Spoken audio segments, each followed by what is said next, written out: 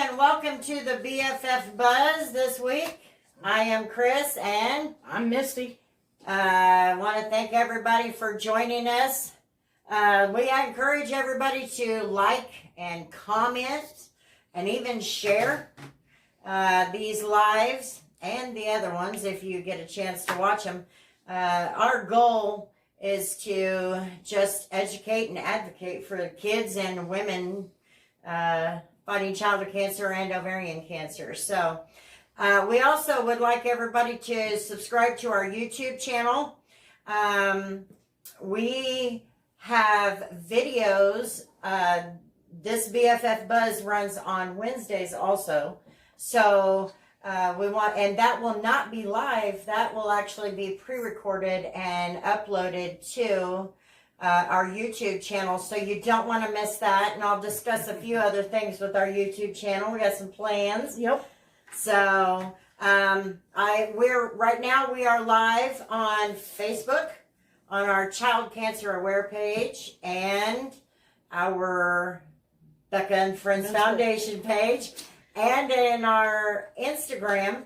We think we figured that out. We had rookie move last week. We did. We had the camera turned sideways because we didn't know. Yeah. You know, when you're recording for YouTube, you have to turn it sideways. And of course, we're running a cheap operation here, but that's okay. I just need somewhere to scream into. So we have it turned sideways, and for Instagram, you need it turned straight up. So Yeah. we pulled a rookie move, but we're catching on. We're figuring things out. But this is episode 5, so we're getting there. Yeah, we are. We're getting there. So anyway. Our ways to donate, of course, is through our website at beccaandfriends.org or through our Cash App at Becca's Friends 14. 14. I forgot that last part. That's still a new one she's trying to remember. Yeah. And the website, you know, it gives information and stuff too. Mm-hmm. So, and that's where you can email us and whatnot also. I got a comment about the website, so we'll cover that here in just a little bit. Okay. The funds, if you do donate, we had some talks this week. It's been a week since we have been on live, and we had some talks. We got some gift cards. We had to send some gift cards to Concordia, to our new kid. Mm-hmm. And what we want to do is we really want to focus on getting those Becca buddies going again. So I think we're going to go ahead and work towards getting our comfort fund put together for that. That way, if funds are low 1 month or 1 week or whatever, we're still covered. We can still get those out. So we're going to... I'm kind of excited. We're gonna try and get that Becca buddy going again. It's been a while. We haven't sent any out since July of last year. Oh my goodness. It's been crazy. So that's what our funds are going to be used for. We're going to build up that fund so that we can start sending them out again. And we have a whole bunch of stuff that's just been sitting there in the office. Oh yeah. That we'd love to send out to the kids. Yeah, I'd love to get it going to somebody. You know, it doesn't do me any good sitting in baskets and totes at the office. Right. So anyway, that's what our funds will be used for. We're kind of changing things around. It's kind of exciting. So, and we're going to get more gift cards. I think I said that. But yeah, we're going to get some more gift cards so we can start. So we have them on hand. Yeah, because I was struggling to get those going. So, but anyway. Don't forget about our new segment also, the mailbag. I keep wanting to say the Buzz mailbag. Have the kids draw Chris a picture or send cards or stuff, letters. That's another way to help get your story out if you want to get it out. Send it and send that to Becca and Friends Foundation, P.O. Box 629, Derby, Kansas 67037, and the attention mailbag. That way we know our people that get the mail can get it to Miss Chris. I'm the bag. Okay, you be the bag lady. I'll be the bag lady. I'm gonna have to get me a bag now. It's the mail bag. Anyway. Anyway, let me mention we have Becca's picture here. We had talked about it, but we never did it, and then somebody suggested we put a picture of her on our little table here, so that's what I did.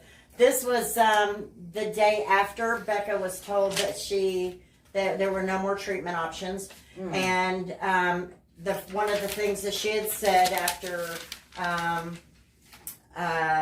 we told her, she said, I want a white casket and I want to be next to Jerry. And then she said, make sure Tori knows I won't make it to her wedding.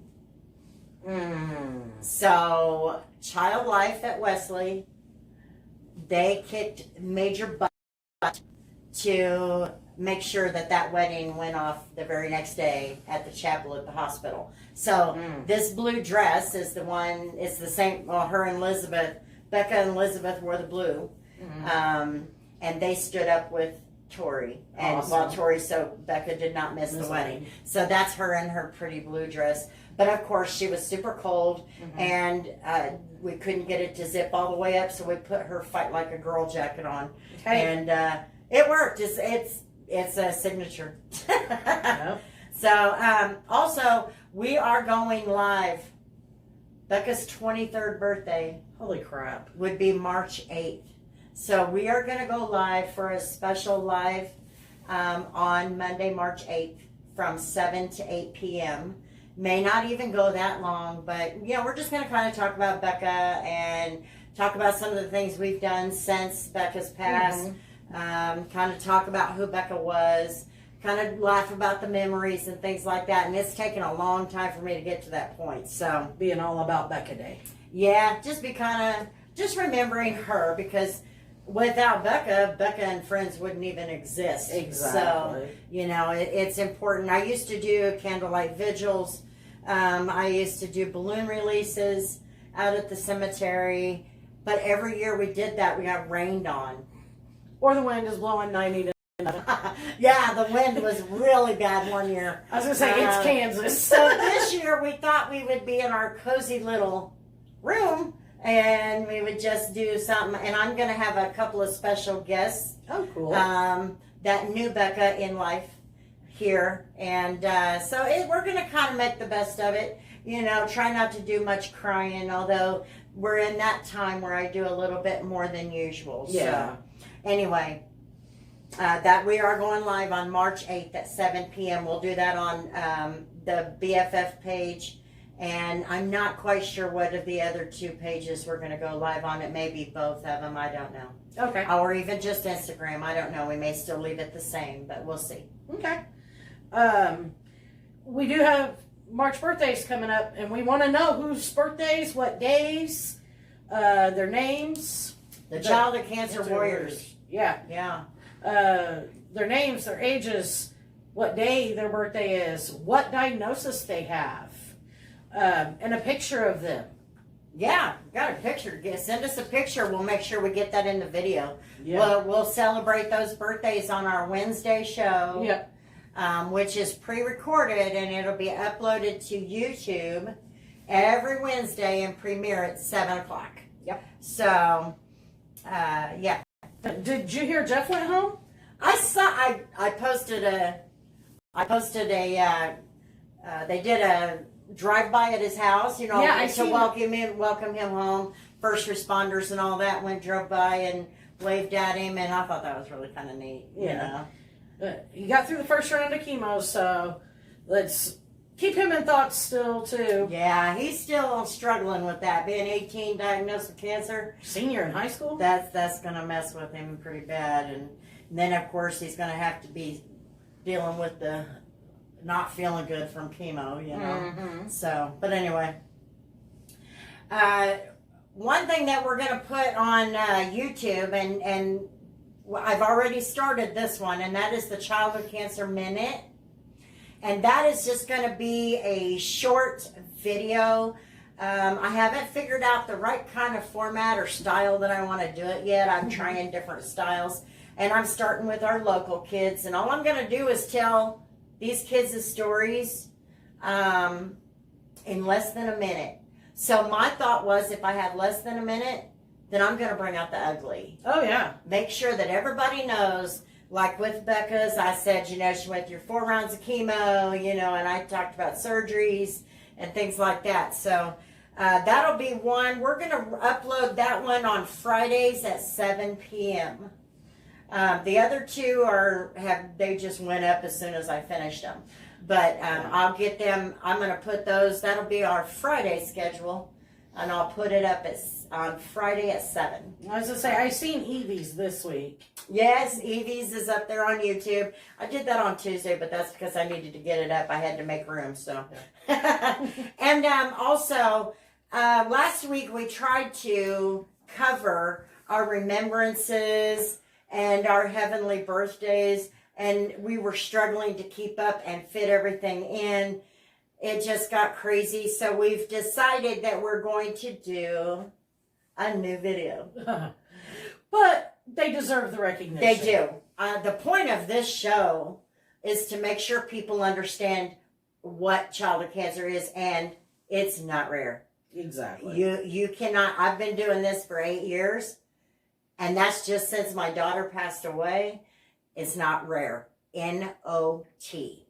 So I'm going to recognize every single one of them that I learn about. If I know about them, we're gonna talk about them. We're gonna make sure we acknowledge them. If they have a heavenly birthday, same thing. So we don't know when this one will be. We don't know a name or what it'll be called or anything, but I'll figure all of that out in the coming days, and everybody will be notified. Yeah. So let's go ahead and check in on comments. Do we have anything? Monica, Dallas' mom, Barton said, "You rock, Chris Merritt. So proud of you, my friend." Hi, Monica. Monica's a cancer mom, too. Oh, cool. She is Dallas's mom. Dallas was diagnosed at, I believe she was 7, with retinoblastoma. That's cancer of the eye. They had to remove the poor girl's eye. Oh, man. Most of them do lose their eye, or you lose an eye. I don't know. I think there's only one that I know of in our network that didn't. I don't know many others that did. I mean, they were able to save them. Just, it's really hard to do. Sandy's joining in now, says hi. Hi, Sandy. Is that Connor's grandma? Okay. She's a little tardy. That's Sandy. Anyway, we don't have any comments to go through, so I guess we'll just let you do the good vibing. Yeah, we've got 3 of them this week. Okay. Allie, DIPG, she is home on hospice. Got home on hospice in December, and she's still kind of battling it out. Just needs some positive thoughts and whatnot. Prayers, thoughts and prayers. Yes. Thoughts and prayers. And then David, he's 9 years old, DIPG. He has an MRI on the 2nd. Oh. So that'll be Tuesday. See how he's done. Yeah. If he's had a lot of progression or what. So definitely want positive thoughts and prayers to them. Jaden is battling hemoglobin issues and some type of infection, and she's got kidney cancer. Oh. So, yeah, we need some definite thoughts and prayers. And Yeah, these kids need some pick-me-ups. yeah, they do. They really do. Need some pick-me-ups.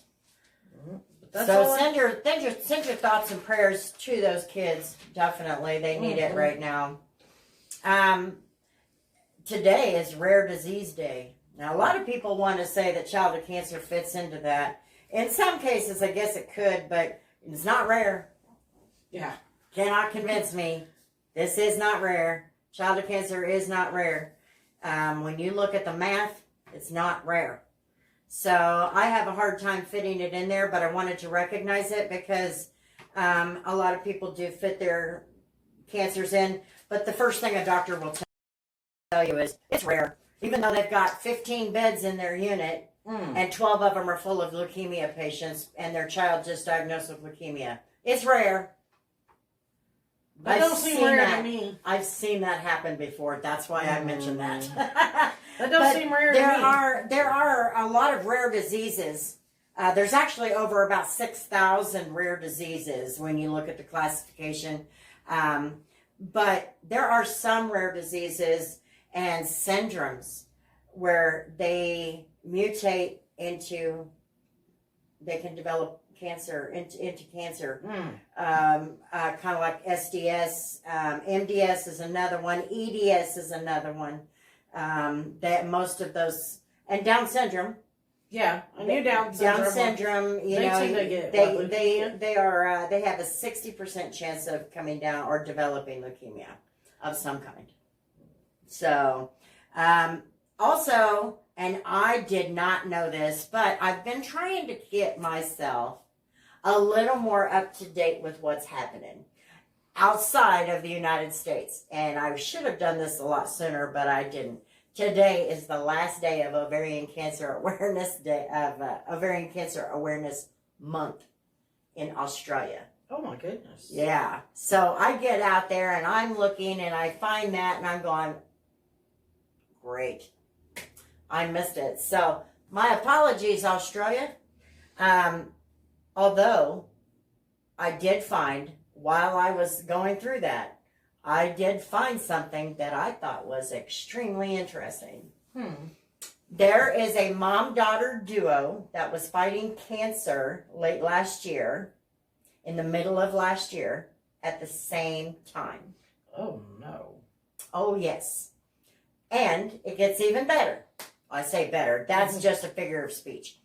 Mom was battling ovarian cancer. Yes. Jen and Alexis. They are from Texas. Jen is mom, and she was diagnosed actually in 2011 with melanoma. She fought it, became a survivor, got past it, did great, okay?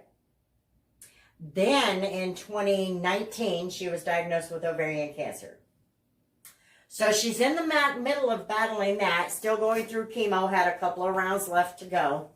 And she notices a lump right here. And she had been dealing with some sinus issues.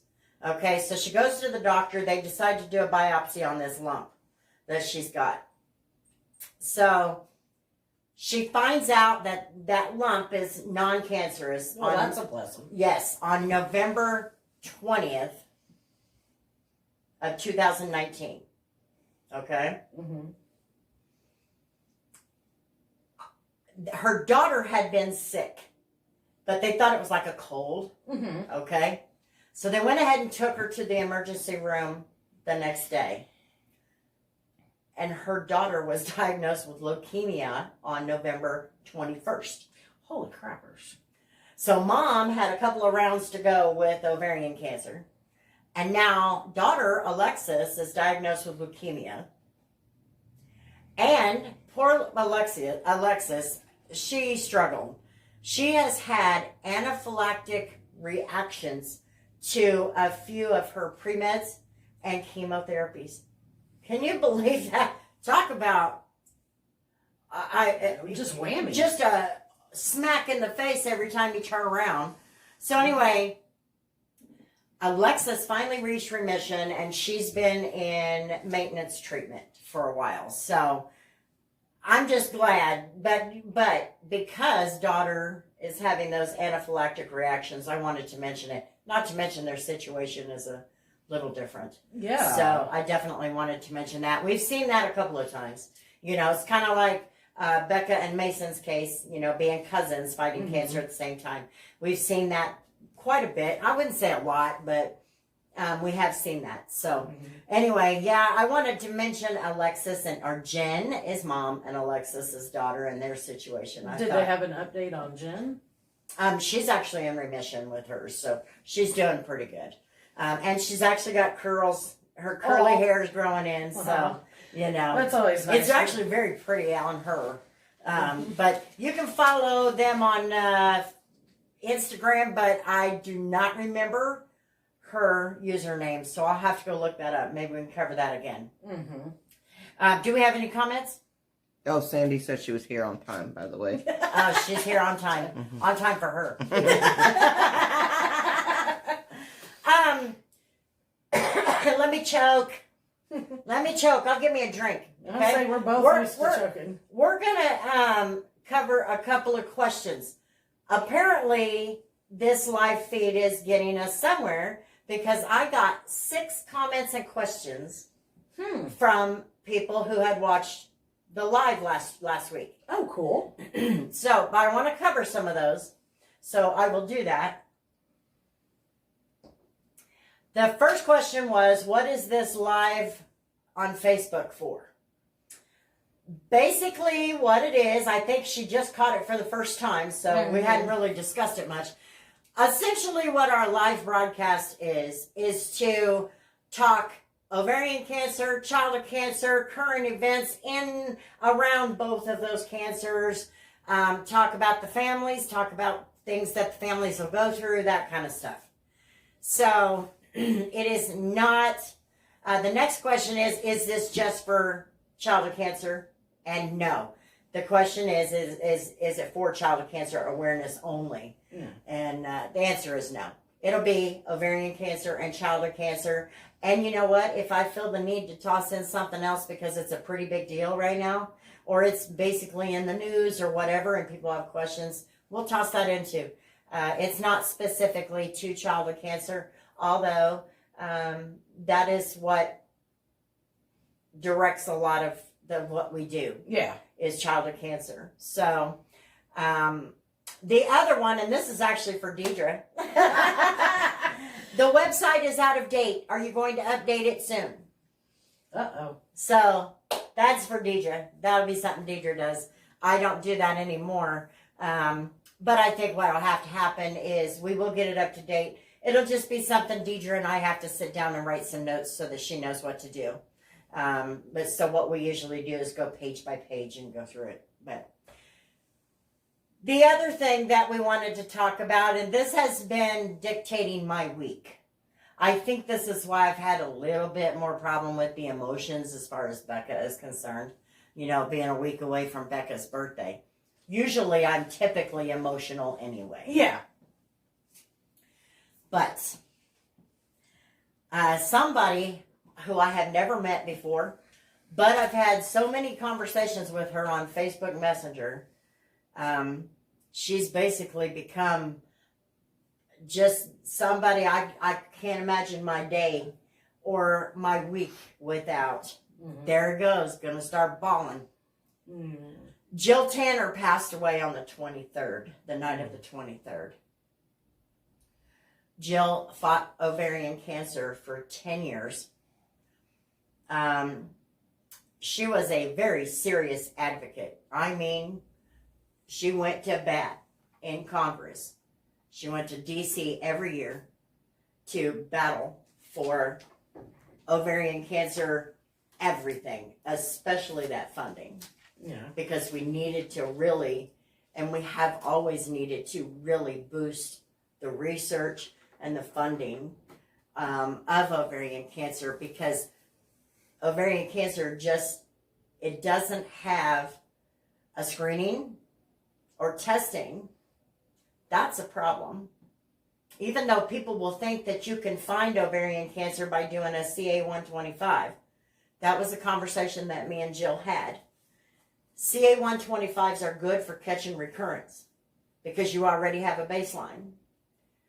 But CA-125s are not good for catching ovarian cancer because your CA-125 can also be elevated if you have Ewing sarcoma, if you have Wilms tumor. If you have that, your cancer antigen, which is a protein in your blood, mm-hmm. That's what the CA-125 measures. Mm. You can have that antigen in your blood if you have those other tumors. So it's ineffective at this point. But we do have HE4. We have some new things coming along, but we need that money. I mean, Fred Hutch, Seattle is a big deal up there with their research. Atlanta is doing a lot of big time research.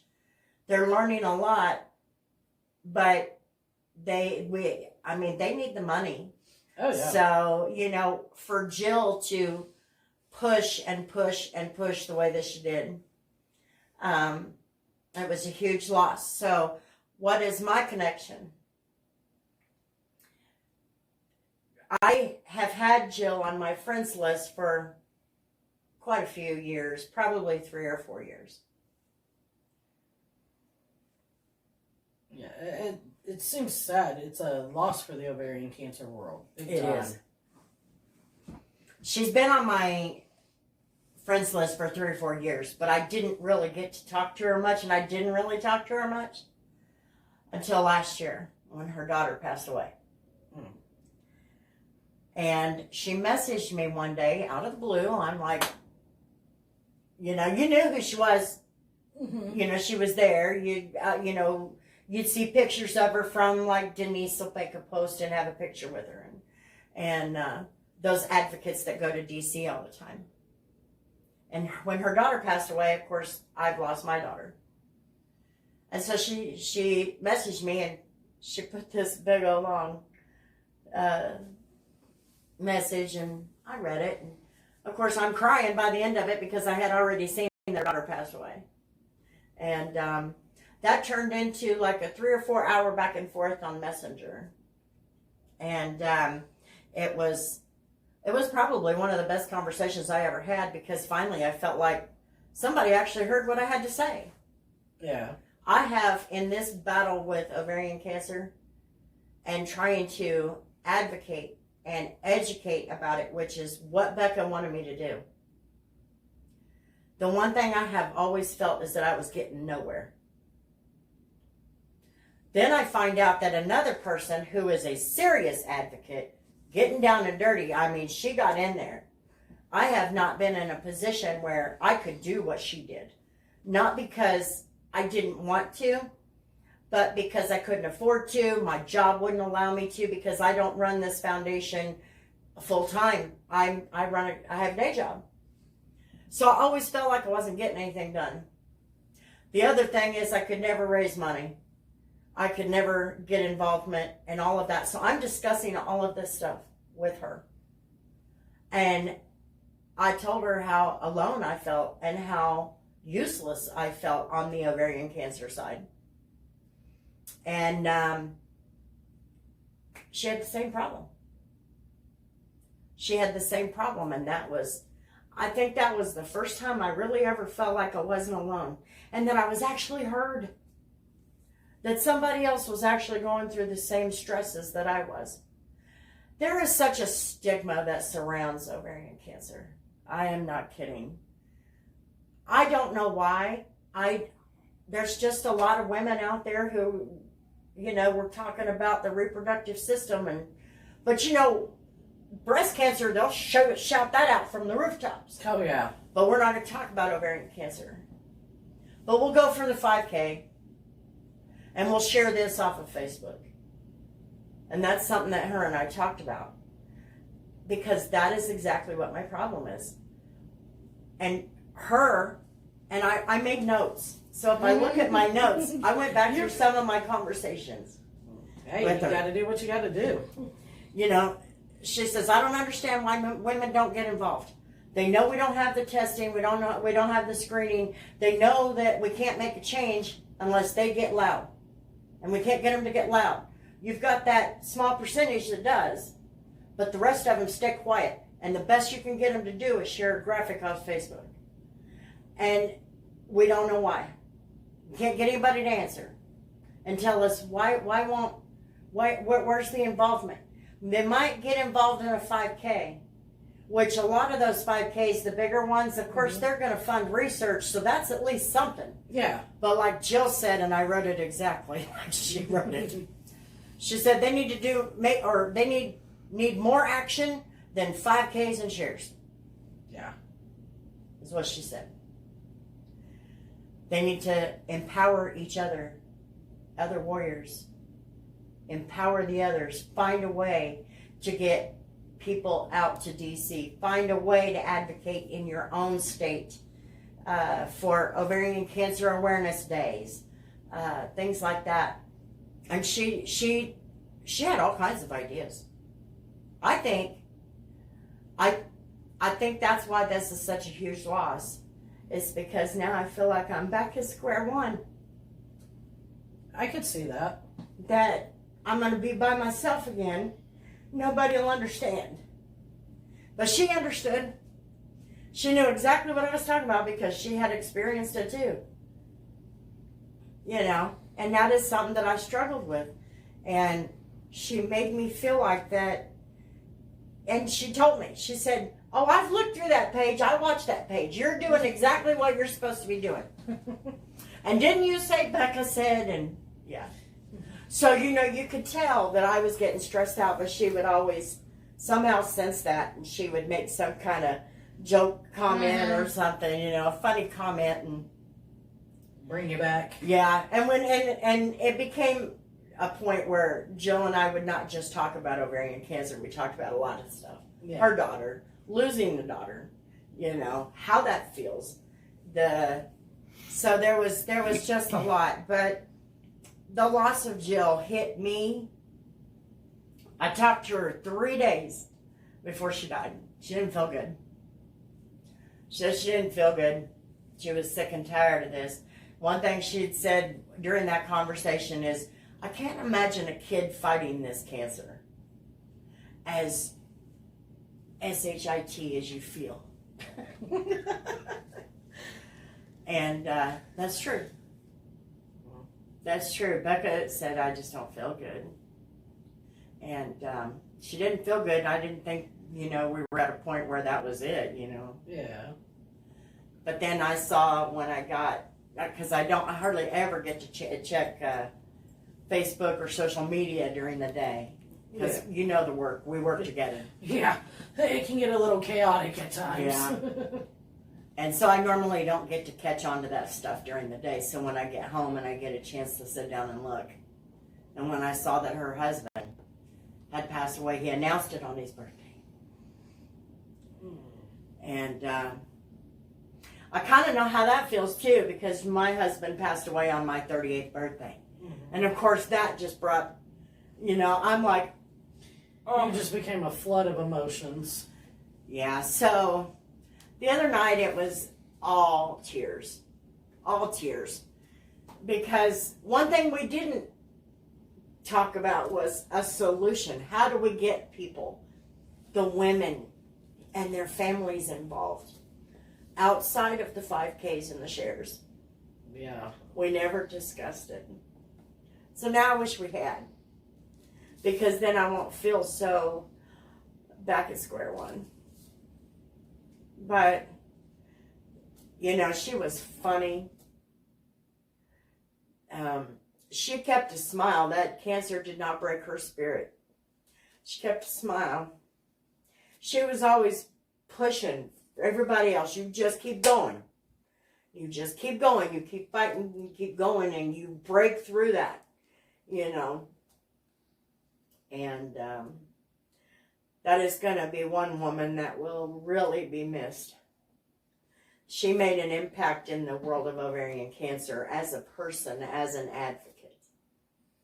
But she made an impact on my life because she understood a lot of the things that other people don't.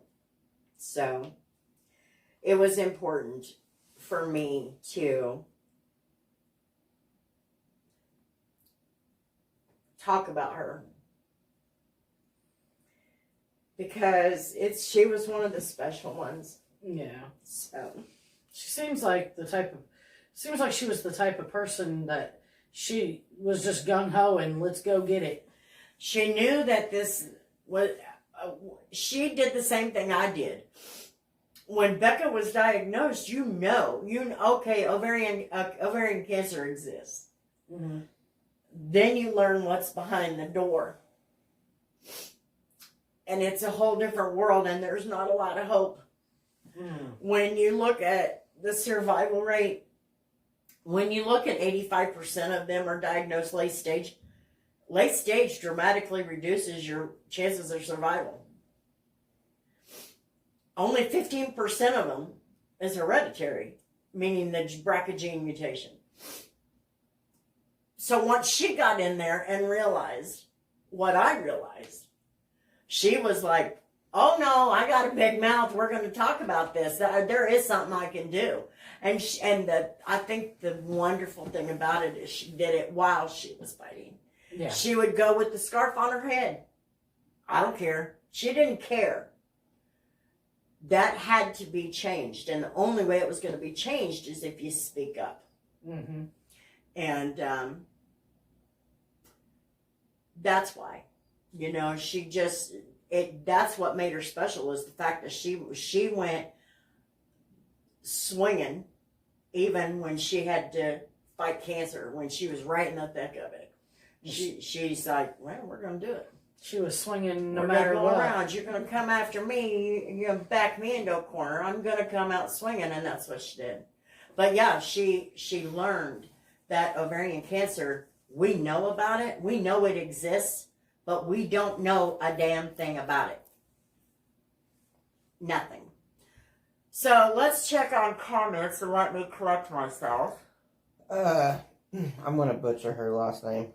Denise Lobendisky? Uh-huh. Okay. Said Jill was a true warrior and an OCRA advocate leader. Blessed to know her. Jill touched so many lives. Said this year Advocacy Day, I'm guessing, was virtual. For the first time, 200, usually 100. So you said her name and then it popped up. She commented literally right after you said it. Yeah. Denise is one of those big time advocates too. For those who are not aware, Denise is a pretty big advocate herself. Has gone to DC. She lost her sister, Renee, to ovarian cancer. And, she just, that was her way. Just like Jill, you can't, we can't stay here. We have to keep going forward in some way. So we need people to come out of the closet and the dark and get out there. Like Jill said, we need more action than just 5Ks and shares. Yeah, like I had mentioned to you earlier this evening, I knew ovarian cancer existed, but I didn't know in depth about it till I met Elizabeth. And then got involved with the foundation. I've learned more. But, yeah, it's got to be spoke out about. Yeah. Because it's not going to get anywhere else by being hush. And for those who want to know more about ovarian cancer, we do have postcards. Becca created the one, and I was able to put together a new list. There is a pediatric list of signs and symptoms of ovarian cancer. So if you want a postcard or both, you can get that from our website. You can request those from our website. So beccaandfriends.org is where you can do that.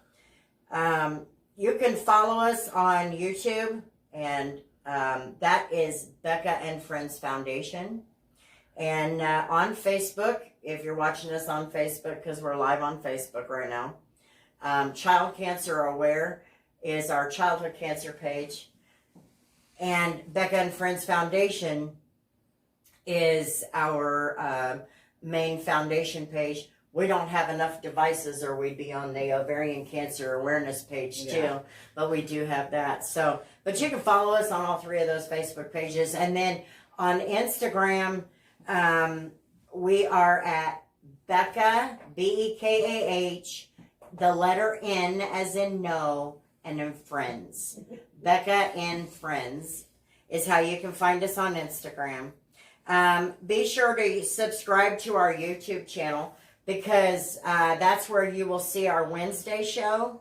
And that will premiere every Wednesday at 7 p.m. Mm-hmm. And then you'll also get to see on Fridays at 7 p.m. our Childhood Cancer Minute video. Like I said, I'm starting with the local kids until I find a format that I like. And so far I'm getting a good response when I ask the families. A couple of families are like, you know what, we need our space. We get that, we understand. And we will respect the privacy of Yeah, families. definitely. I always try to respect them when they've had enough of it. you need to let them have their space. So, and then we'll also be able to put the new video up there, remembering the kids' lives that were lost and their birthdays, their heavenly birthdays.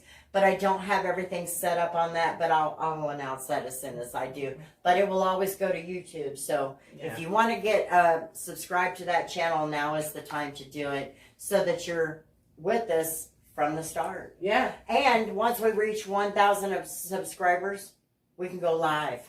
Yeah. We'll have to find another device. Oh, yeah.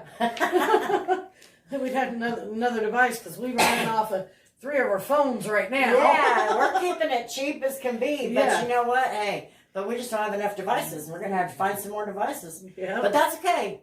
That means we're reaching out to more people. So. Yep. And don't forget ways you can donate are at beccaandfriends.org at our website or at our Cash App at $Becca's Friends 14. Good job. I got it. You got it. And don't let kids fight cancer alone. And don't let those ladies out there and kids fighting ovarian cancer, don't let them fight alone either. Oh, no. You know, empower each other, support each other.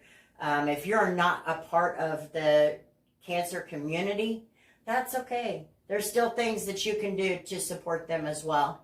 And we're going to find ways to get that information out. I think we might try to put that on our website and just make it a little easier for everybody to find. Yeah. So with that, thank you everybody who joined and took the time to hear us out, and he'll hear about my experience with Jill. We'll always remember her. Oh, yeah. She was one of the special ones, you know. Gonna cry again, so I'm gonna go. I hope you all have a good one, and we'll talk to you again soon. Peace.